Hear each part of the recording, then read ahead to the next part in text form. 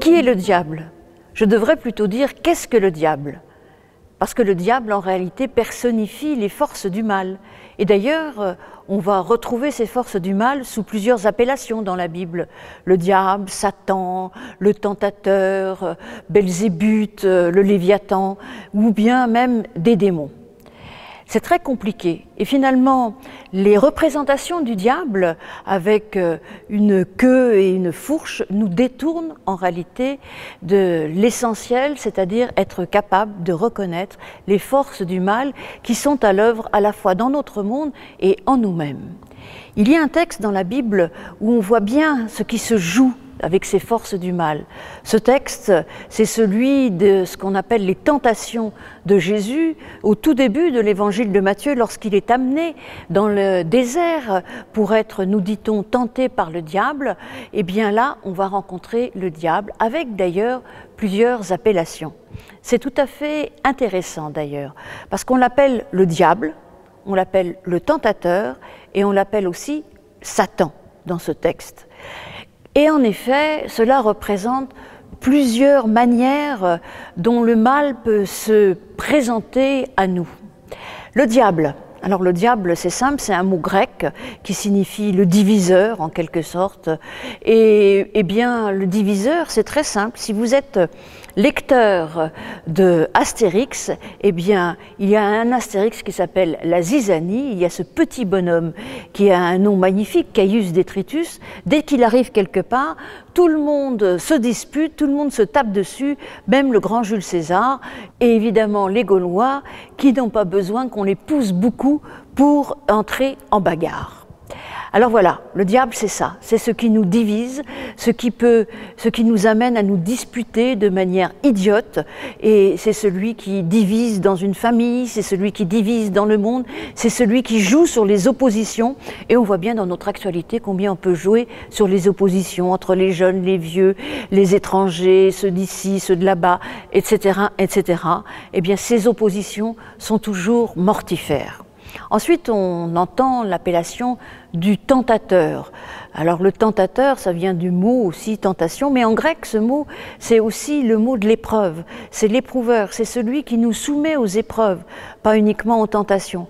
Les épreuves, d'ailleurs, en elles-mêmes, peuvent être une forme du mal puisqu'elles nous coupent des autres. Nous le savons bien, lorsque nous sommes dans la souffrance, lorsque nous sommes dans le deuil, eh bien nous ne pouvons plus avancer, nous avons du mal à rester en relation avec les autres et même en relation avec nous-mêmes. Et en effet, les épreuves sont une forme du mal, avec cette question, lorsqu'on est dans l'épreuve, d'où vient le mal ? Et Jésus d'ailleurs ne se pose absolument pas la question dans ce texte. Il affronte le mal, il ne se pose pas la question d'où vient le mal. Il s'intéresse, pour reprendre la formule de Paul Ricoeur, à l'avenir du mal et non pas à son origine. Et ça, nous pouvons aussi, nous l'entendre, nous intéresser à que doit-on faire face aux épreuves plutôt que le pourquoi de l'épreuve. Et enfin, il y a cette appellation de Satan. Alors Satan, on met un grand S aujourd'hui dans les traductions, mais en fait Satan c'est aussi un nom tout à fait commun, un nom commun qui signifie l'accusateur, celui qui nous accuse, voire à défaut celui qui veut que, eh bien, on soit condamné, qui ne nous laisse même pas la parole. Et cet accusateur, et c'est aussi une force du mal, c'est la médisance, c'est plein de choses comme ça. Mais dans l'Évangile, il y a une force du bien, c'est l'Esprit Saint. Mais dans l'évangile de Jean, on va le trouver sous le nom du Paraclet. Et le Paraclet, eh bien, c'est une forme de l'esprit qui signifie aussi le défenseur ou bien le consolateur. Et en effet, il s'oppose à ce Satan qui vient pour nous mettre plus bas que terre. Eh bien, il est là pour nous défendre. Il est là pour nous consoler lorsqu'on est dans l'épreuve, et il y a cette force que nous envoie le Christ, cette force justement pour faire que nous puissions être des êtres forts, capables d'affronter les événements. Et enfin, il y a ce combat de Jésus contre les démons qu'on retrouve à plusieurs endroits dans les évangiles, particulièrement dans l'évangile de Marc, au tout début, encore au chapitre 1, il expulse un démon d'un homme. Alors le démon, c'est celui qui nous met dans le chaos, dans le tohu-bohu. D'ailleurs, on le voit bien dans le texte, on ne sait pas qui parle, est-ce l'homme, est-ce le démon ? mais Jésus, lui, eh bien, le reconnaît et l'expulse de l'homme. Et dans ces textes, il y a quand même des choses qui peuvent nous interpeller.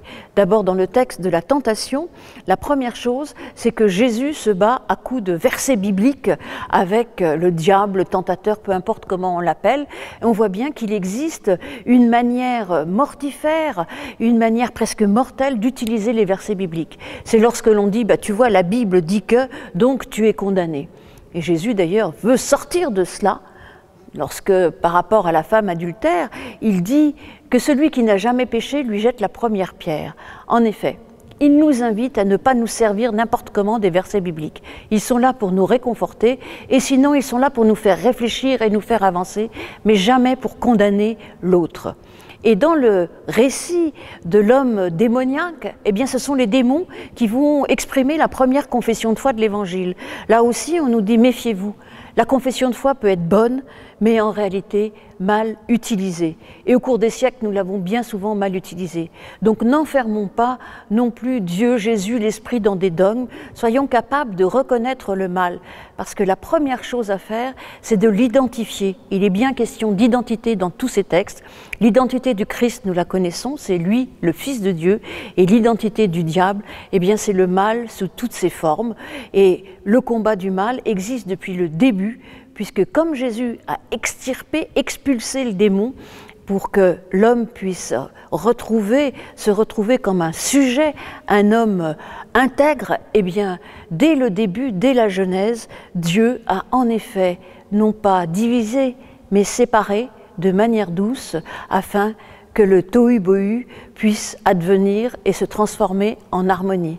Alors nous aussi, il faut être capable dans nos existences, eh bien, de repousser ce qu'il peut y avoir de mauvais en nous pour laisser entrer en nous le bonheur, la grâce, la paix, la joie que Dieu nous offre afin d'être dans l'harmonie et être capable de combattre le mal.